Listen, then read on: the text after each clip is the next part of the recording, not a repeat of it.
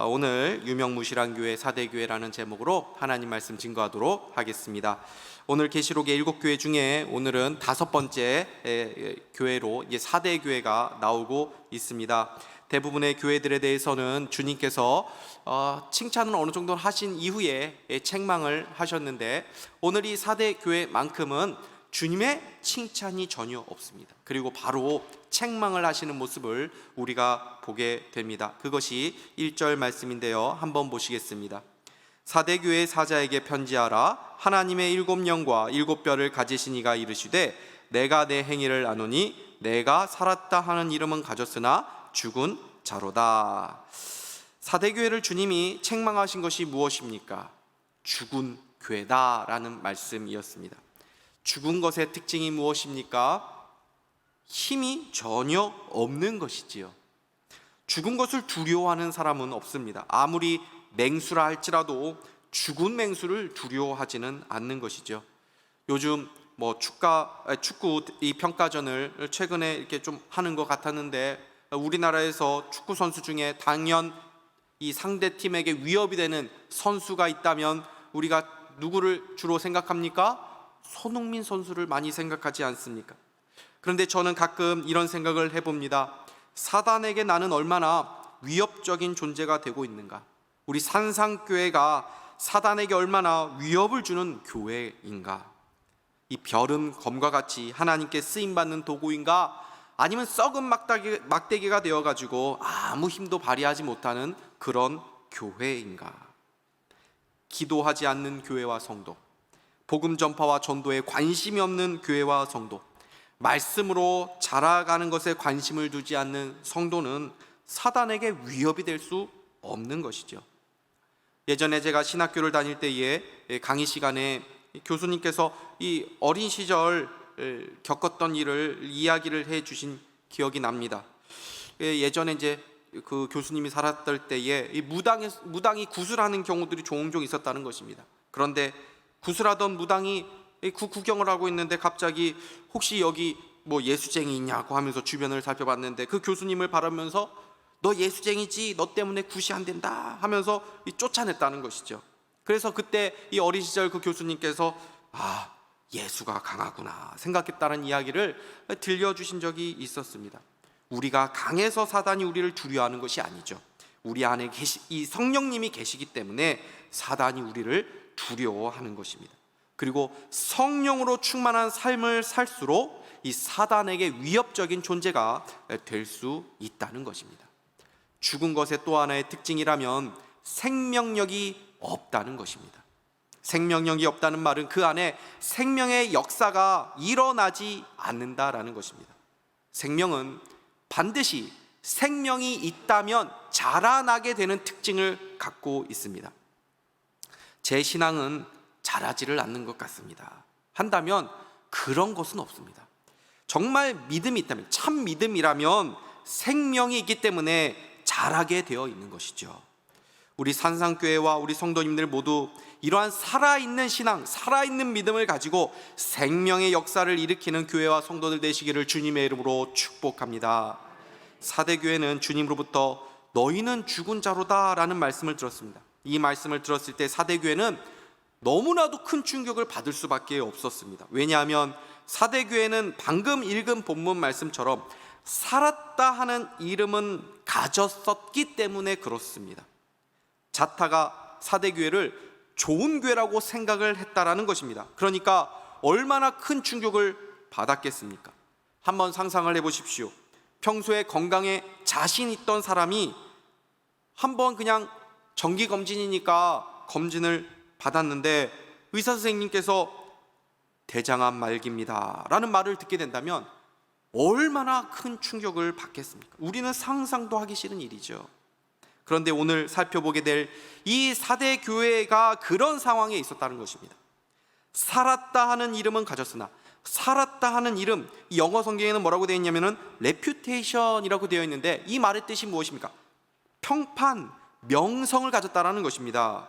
즉 사대교회는 사람들에게 인정받는 교회였다는 것입니다. 사대교회라고 하면 모르는 사람들이 없었고, 지역과 어떤 그 교회가 소속된 그 교단에서도 영향력이 굉장히 컸던 교회였다라는 말입니다. 사대라는 도시는 매우 부유한 도시였습니다. 사금이 많이 채취되었던 곳이라고 하는데, 그래서 그런지 세계에서 최초로 금과 은을 화폐로 만든 곳이 바로 이 사대 도시를 수도로 한 루디아 왕국이었다고 합니다. 또 세계적인 무역 도시였습니다. 그렇게 금과 은이 많이 나오고 돈이 많은 이 도시이다 보니까 교회도 성도들이 헌금을 많이 해서 재정이 아주 많지 않았겠습니까? 그러니까 장학 사업도 많이 하고 많은 선교사님들도 섬기고 많은 단체들을 후원하는 그런 교회가 사대 교회였다라는 것입니다. 교회 이 건물도 대리석으로 그렇게 지은 화려한 건물을 가지고 있었을지도 모릅니다. 예배에는 멋진 오케스트라 연주가 있었고, 교회에는 이런저런 세미나와 또 아주 훌륭한 프로그램들이 아주 활발했던 그런 교회가 사대 교회였다는 것입니다. 그렇기 때문에 이 주님의 책망이 사대 교회 그들뿐만 아니라 그 주변 사람들에게도 굉장히 큰 충격이 될 수밖에 없었던 것이지요. 그러면 그렇게 사람들에게 인정받았던 사대 교회가 이런 무서운 책망을 받았던 이유가 무엇이었을까요?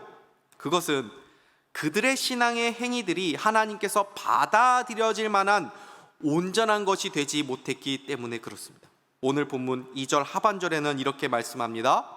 내 하나님 앞에 내 행위의 온전한 것을 찾지 못하였노니.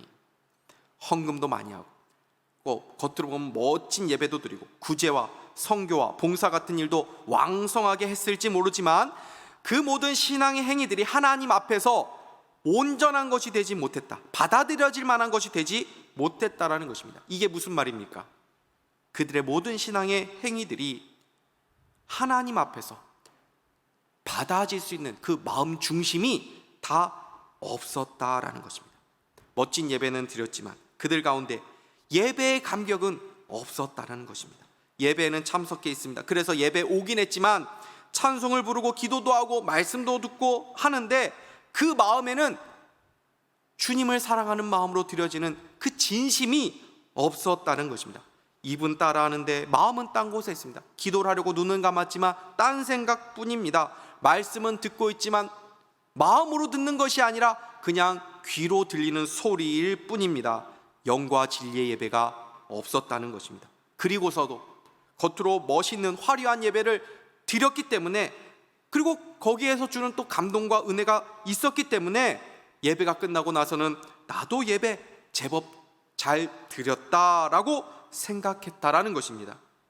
주일마다 예배를 드리는 것이 아니라 이 평가를 하고 다니는 사람들이 많이 요즘에 있습니다. 요즘 교회마다 이 온라인 예배를 다 드리니까 이제 다른 교회를 우리 직접 가지 않아도 온라인상으로 어느 교회는 어떤 예배를 드리고 어떻게 설교를 하고 다 듣습니다. 그러면서 다 일일이 평가합니다. 이런 것이 어떻게 예배가 될 수 있겠습니까? 영혼 구원에 대한 마음도 없고 말씀을 들어도 이 마음에 부딪힘이 없고 복음의 감격도 없고 주님을 향한 사랑도 없으면서 그냥 신앙생활을 하고 있다면 어떻게 그 영혼이 살아있는 영혼이라고 할 수 있겠습니까? 화석과 같은 신앙생활을 할 뿐인 것이죠. 미국 칼빈 신학교 그 기독교 철학 교수로 있는 강영환 교수님이 쓴 그 믿는다는 것은 이라는 그 책이 있는데 거기에 이런 내용이 있습니다. 무엇을 믿는가도 중요하지만 기독교 신앙에서는 삼위 하나님을 알고 그분을 받아들이고 그분께 신뢰를 두는 것이 무엇보다 중요합니다. 교리나 세계관, 어떤 신학 이런 것도 다 좋지만 이 모든 것에 앞서서 예수 그리스도를 통해서 삼위 하나님과 인격적인 관계를 맺는 것이야말로 신앙에서 으뜸이 되는 일이요, 우리가 무엇보다 추구해야 될 일입니다. 기독교의 핵심을 가장 잘 짚어주고 있다라고 저는 생각합니다. 기독교의 핵심이 무엇입니까? 우리의 신앙의 본질이 무엇입니까? 이런저런 신앙의 행위들을 하는 것이 아니라 예수님과 인격적인 관계를 맺고 살아가는 것 아닙니까? 이것을 놓친다면 다 놓치는 것입니다. 예수님과의 관계가 어색합니까? 천국에 어떻게 들어갈 수 있겠습니까? 예수님과 관계가 어색한 사람이, 예수님과 인격적인 관계를 이 세상에서 누리는 것이 무슨 의미인지 모르는 사람이 어떻게 예수님을 천국에서 만날 수가 있겠습니까? 그래서 예배가 중요한 것입니다. 예배는 어떤 시간입니까? 주님과의 관계를 회복하는 시간입니다. 한 주 정신없이 지나면서 주님과 어색한 관계로 살았다 하더라도 주님과의 그 관계를 회복하는 시간이 바로 이 예배 시간이라는 것입니다. 주님의 사랑이, 이 마음이 식어졌을 때 우리는 예배를 통해서 다시금 이 그리스도만을 높이고 그리스도만을 사랑하고 싶은 이 열망이 다시 회복되고 일어나게 되기 때문입니다. 이것이 바로 참된 예배자가 누리는 은혜입니다. 그런데 사대교회는 이런 신앙의 회복 탄력성을 잃어버렸다는 것입니다. 계속해서 주님과의 그 어색한 관계, 이 서먹한 관계 속에서 껍데기와 같은 신앙생활만 하고 있었던 것입니다. 성경에서 예수님께서 바리새인들을 그렇게 책망하신 이유가 무엇입니까? 엄격하게 모든 율법들을 다 지키고 제사도 아주 지키고 아주 열심히 노력을 했지만 그들 마음 가운데 하나님을 사랑하는 마음이 없었다는 것입니다. 그래서 회칠한 무덤과 같다라는 그런 무서운 책망을 듣지 않았습니까? 그러면 사대교회가 처음부터 이런 교회였습니까? 그렇지 않았습니다. 사대교회에는 아직 주님의 사랑의 흔적이 남아있었던 교회, 주님에 대한 첫마음, 첫사랑이 남아있었던 교회였습니다. 그래서 주님이 2절과 3절에서 이렇게 말씀하지요. 한번 같이 읽겠습니다. 시작. 너는 일깨어 그 남은 바 죽게 된 것을 굳건하게 하라. 내 하나님 앞에 내 행위에 온전한 것을 찾지 못하였노니 그러므로 내가 어떻게 받았으며 어떻게 들었는지를 생각하고 지켜 회개하라. 만일 일깨지 아니하면 내가 도둑같이 이르리니 어느 때에 내게 이르는지 내가 알지 못하리라. 아멘. 일깨어라는 말은 깨어나라, 다시 일어나라 라는 말씀입니다. 다 죽어가고 있지만 지금이라도 아직 짧게 남아있는 그 호흡을 다시 깊이 하고 다시 잠겨있는 눈이 있다면 그 눈을 다시 뜨라는 것입니다. 저는 이 말씀이 우리 모두에게 주시는 말씀이라고 생각합니다. 얼마나 그래도 감사한 일입니까? 그래도 우리가 죽어가고 있지만 아직 죽은 것은 아니라는 것입니다. 아직 남아있는 것이 있다. 그것을 다시 붙잡고 다시 그것을 가지고 소생시켜 가라는 것입니다. 급하면 주사를 혈관에서라도 넣고 심장에서라도 놓아서 다시 살려내라는 것입니다. 그러면 사대교회는 왜 생명력을 잃어버렸습니까? 저는 그 이유가 그들의 안정된 삶 때문이었다고 생각합니다. 사대 도시는 지형적으로 가파른 이 절벽 위에 있어서 거의 200년간 외세 침략을 한 번도 받지 않은 그 역사를 가지고 있었다라고 합니다. 게다가 방금 말씀드린 것처럼 도시가 부유해서 경제적으로 궁핍한 시절도 없었다라고 합니다. 이러한 환경 속에서 사대교회 성도들은 신앙적으로 자연스럽게 나태하게 될 수밖에 없었던 것이죠. 고난이 없는 삶 가운데 주님을 절실히 의지하는 이 신앙생활을 한다는 것은 굉장히 사실 어렵습니다. 그러므로 하나님께서는 사랑하는 사람들에게는, 하나님의 그러한 자녀들에게는 한 가지씩은 다 이 하나님을 의지하지 않고는 살 수 없는 십자가를 주시는 것이죠. 그래서 100마디 신앙적 권문보다는 한 번의 고난이 그 사람을 다시 주님 앞에 나아가게 만들 때가 얼마나 많은지 모릅니다.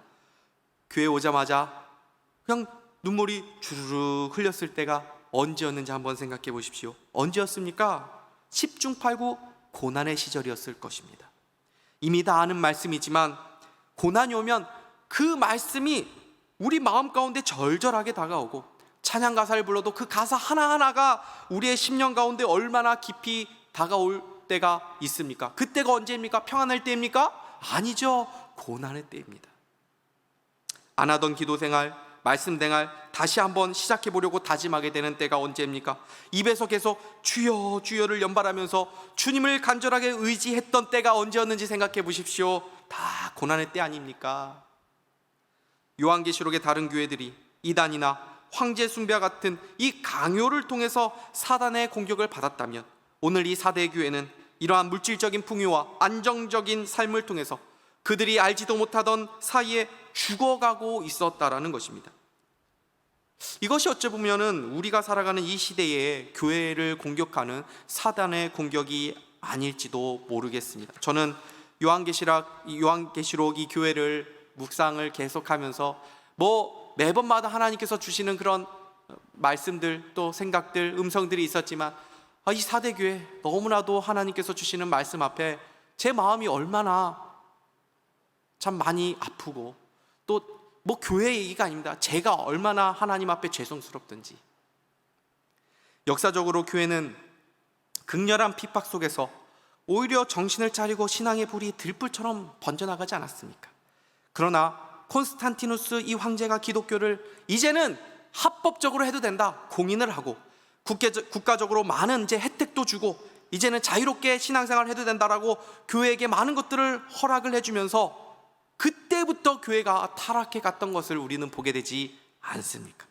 한국교회의 역사에도 동일한 모습을 발견하게 되죠. 가난했던 시절 한국교회는 폭발적인 부흥을 경험했습니다. 천막을 치고 교회를 시작해도 사람들이 구름대처럼 몰려들던 시기들이 있었습니다. 가마니를 깔고 밤새 기도하고 문제가 생기면 산에 가가지고 그냥 내가 기도응답 받지 않으면 내려오지 않으리라고 나무 뿌리 붙잡고 그렇게 처리하던 그 가난했던 시절이 바로 한국교회의 부흥기였고 우리 신앙의 부흥기 아니었습니까? 그런데 경제가 발전하고 물질적으로 풍요로운 사회를 맞이하면서 한국교회는 쇠락의 길을 걷게 되었습니다. 이것은 교회뿐 아니라 우리 개인에게도 적용해 볼 수 있지 않겠습니까? 신앙의 전성기가 언제였습니까? 삶이 고난했을 때 아닙니까? 그런데 언제 적당하게 신앙생활을 하게 되었습니까? 주님을 이제 의지하지 않아도 이제 나의 기본적인 생활비가 해결되는 수단들이 다 마련이 되었을 때, 아무런 어려움 없이 안정감을 내가 이제 누리고 있을 때 우리는 주님을 간절하게 의지하지 않게 되는 것입니다. 그래서 저는 교회의 위기라고 말하는 지금이야말로 오히려 기회라고 믿습니다.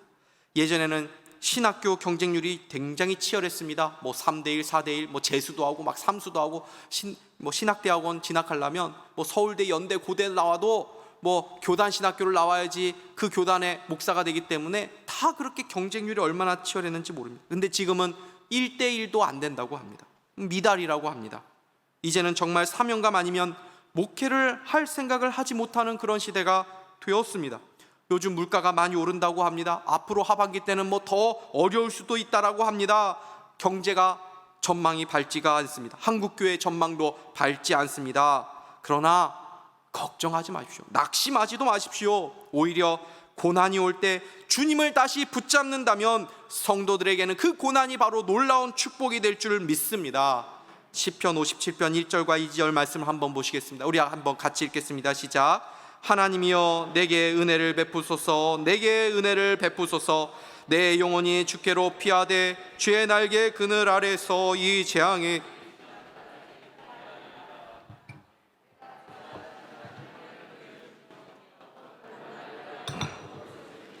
하나님께로다. 아멘. 성경이 뭐라고 말씀합니까? 어떤 재앙이 온다 해도 성도들에게는 모든 것이 다 선으로 이루어 주시는 하나님이시다라고 말씀하고 계시는 것입니다. 할렐루야.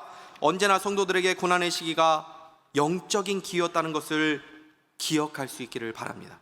그러므로 우리의 미래가 중요한 것이 아닙니다. 우리가 앞으로 먹고 살 것도 중요한 것이 아닙니다. 중요한 것이 무엇입니까? 우리의 영혼이 주님과 깊은 관계 회복하는 것입니다. 그래서 주님은 사대교회를 향해 다음과 같이 처방을 내리시죠. 3절 상반절 말씀 한번 보시겠습니다. 시작. 그러므로 내가 어떻게 받았으며 어떻게 들었는지를 생각하고 지켜 회개하라. 아멘. 생각하고 지켜 회개하라. 사대교회가 회복할 수 있는 첫 단계가 무엇입니까? 생각하라는 것입니다. 생각해라. 여기서 생각하라라는 말은 remember, 기억하라는 뜻입니다. 기억하라. 무엇을 기억하라는 것입니까? 3절 상반절 다시 보시면 내가 어떻게 받았으며 어떻게 들었는지, 무엇을 받았다는 것입니까? 복음을 내가 처음 들었을 때에 그 복음을 어떻게 받았는지, 그 복음을 어떻게 네가 그것에 대해서 반응했는지, 그리고 그것을 어떻게 들었는지를, 그 은혜의 복음을 어떻게 들었는지를 기억하라는 것입니다. 여러분, 은혜가 무엇입니까? 우리가 은혜라는 말 많이 쓰지요. 은혜 받았습니다 이렇게 말을 하지만 그 말의 정확한 의미가 모를 때가 많습니다. 주로 우리가 뭐 감동을 받았거나 뭐 좋은 느낌을 받았을 때, 또는 어떤 만족감을 누릴 때에 우리가 은혜 받았다 이런 말을 사용하지 않습니까? 그러나 은혜라는 것은 예수 그리스도를 통해서 은혜의 복음을, 그 능력을 다시 기억하고 의지하는 것, 그것이 은혜라는 것입니다. 설교는 어떤 시간입니까? 하나님이 우리를 위해 하신 놀라운 일을 다시금 기억나게 하는 시간이 설교의 시간입니다. 예배가 어떤 시간입니까? 하나님이 베푸신 은혜를 다시 기억하라고 이 주일마다 주님께서 이 예배 시간을 우리에게 주신 것입니다. 그래서 예배는 우리의 죽어가는 심령을 다시 깨우고 새롭게 하는 가장 좋은 시간이 되는 것입니다.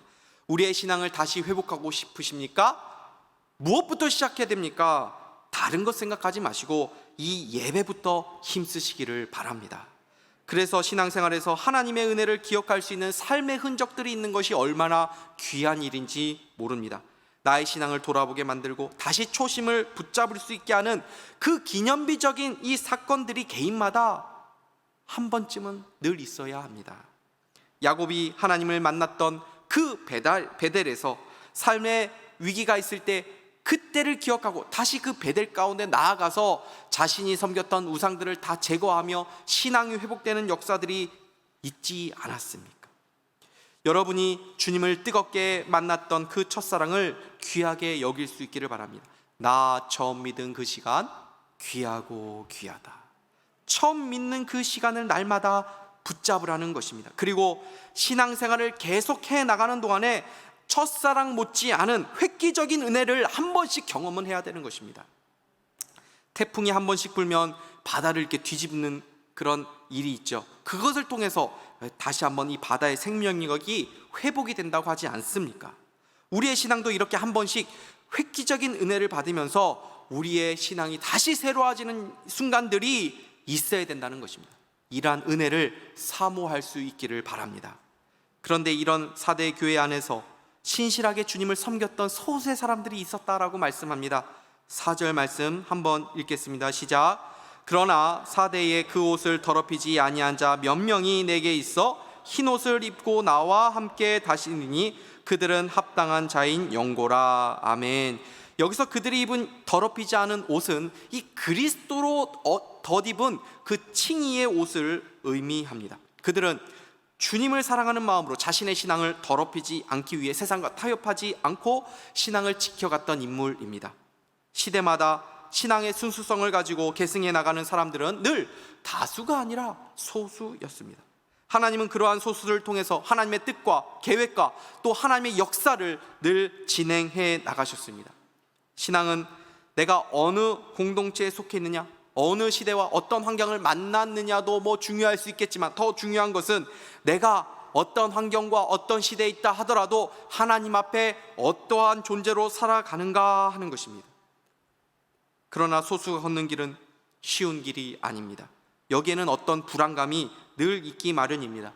자녀들을 키울 때 부모의 마음 그렇지 않습니까? 원래는 그렇게까지 생각하지 않았는데 학교를 보내다 보니까 또 학부모님들과 이렇게 대화를 나누다 보니까 그냥 나의 교육 방식으로 아이를 키우면 되는 줄 알았는데 세상 사람들이 세상을 잘 몰라서 그런 거야 라고 그렇게 말을 하면서 이제는 더 신경이 쓰여지기 시작하는 거 아닙니까?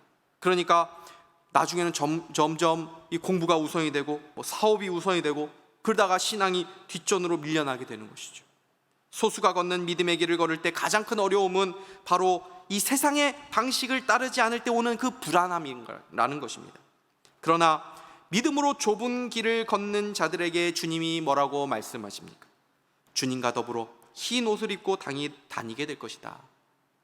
이것은 어떤 이미지를 그리고 있냐면 주님께서 이제 모든 만국을 다 권세를 가지시고 심판주로서 나타나실 그때가 될 때, 만국을 통치하실 때에 개선 장군처럼 주님께서 거니실 때에 그 옆에 함께 걷게 하겠다라는 그런 의미가 담겨 있는 것입니다. 그것은 모든 사람들 앞에서 그 사람을 인정해 주신다는 말이죠. 그래서 그 이후에 5절 하반절에 이렇게 말씀하십니다. 같이 읽겠습니다. 시작. 생명책에서 결코 지우지 아니하고 그 이름을 내 아버지 앞과 그의 천사들 앞에서 시인하리라. 아멘. 주님께서 하나님과 천사들 앞에서 인정해 주신다는 것입니다. 작년까지만 해도 이 백종원의 골목식당이라는 TV 프로그램이 있었지 않았습니까? 언젠가 그 프로그램에서 사람들이 알아주지 않아도 아주 장인 정신을 가지고 아주 자부심을 갖고 열심히 일하던 식당 주인이 이제 나오게 된 것을 보았습니다. 그 식당 주인이 백종원 씨 앞에서 자신이 만든 음식을 가지고 와서 평가를 받는데, 이 백종원 씨가 항상 그렇지 않습니까? 이렇게 바로 이제 반응을 안 하죠. 음식을 먹고 한동안 이제 말이 없는 것입니다. 긴장하는 그런 기류가 이제 흐르는데, 이 백종원 씨가 한마디 합니다. 아, 정말 맛있네요. 이 한마디 했는데 이 식당 주인이 눈물을 주르르 흘리는 것입니다. 이 눈물의 의미가 무엇입니까? 전문가로부터 나름대로 인정을 받았다는 것입니다. 그동안의 수고와 그 고생들이 있었는데 그 인정받으니까 거기서 이제 보상을 받는다는 느낌을 받은 것 아닙니까? 어떤 권세자에게 인정을 받는다는 것은 그 어떤 보상과 또 위로보다도 큰 것이 되지 않겠습니까? 하물며 만왕의 주요 심판주이신 우리 주님께서 천군 천사들과 모든 사람들 앞에서, 그 권세자들 앞에서 인정해 주신다면 그것이 얼마나 큰 영광이고 기쁨이 되겠습니까? 말씀을 맺겠습니다. 요한계시록의 7교회 중에 주님의 책망을 받지 않았던 서문화 교회라는 교회를 기억하십니까? 극심한 고난 가운데 있었던 교회였습니다. 그 서문화 교회를 향해서 주님이 주신 말씀이 무엇입니까? 계시록 2장 9절 이 상반절 말씀 보면 이렇게 되어 있습니다. 내가 내 환난과 궁핍을 알거니와 실상은 내가 부유한 자다. 실상은 내가 부유한 자다. 그런데 오늘 사대교회의 주님의 책망이 무엇입니까? 네가 아주 살았다는 이름은 가졌지만 실상은 죽은 자다. 완전 반대되는 평가지요. 겉으로 볼 때 서문화 교회는 극심한 고난으로 다 죽어가는 것처럼 보였지만 주님이 보실 때는 부유한 자요 살아있는 교회였지만, 반대로 사대교회는 살아있는 것 같이 보이고 겉으로 볼 때는 부족함 없는 교회였지 같이 보였지만 실상은 죽어있던 교회라는 거죠. 사도 바울은 고린도후서 6장 9절에서 이렇게 말씀합니다. 우리 마지막으로 같이 한번 읽겠습니다. 시작. 무명한 자 같으나 유명한 자요 죽은 자 같으나 보라 우리가 살아있고 징계를 받는 자 같으나 죽임을 당하지 아니하고. 아멘. 우리가 그런 삶을 살았으면 좋겠습니다. 이 땅에서 사람들에게 어떻게 보이는지가 아니라 주님이 우리를 어떻게 보실 것인가, 이것을 늘 기억하며 살아가야 한다는 것입니다. 사대교회는 유명한 교회였고 살아있는 교회였고 평판이 좋은 교회로 보였지만 주님 앞에서는 죽은 교회였습니다. 이러한 교회와 성도들 향해서 주님의 주시는 말씀은 다시 일깨워라, 다시 회개하라, 그리고 다시 처음에 가졌던 주님을 향한 그 사랑, 그 신앙의 본질을 붙잡아라 라고 말씀하는 것입니다. 이렇게 회개하고 회복하기 위해서 우리는 어떻게 해야 됩니까?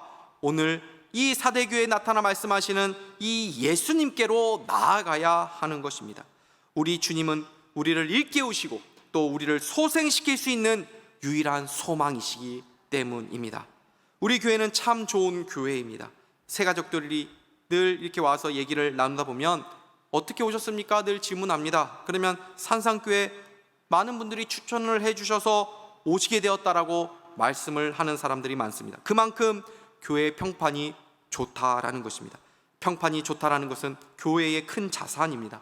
그러나 사대교회처럼 유명무실한 교회가 되지 않기를 정말 간절히 바랍니다. 우리 모두 주님 앞에서 유명무실한 성도, 유명무실한 교회가 아니라 명실상부한 교회, 명불허전인 우리 성도님들, 산상교회가 될 수 있기를 주님의 이름으로 간절히 축복합니다. 기도하겠습니다. 하나님, 오늘 사대교회를 통해 우리의 모습을 다시금 보게 하여 주시고 다시 회복의 말씀, 우리에게 다시금 이 회복하라는 이 마음을 우리에게 베풀어 주신 것을 감사합니다.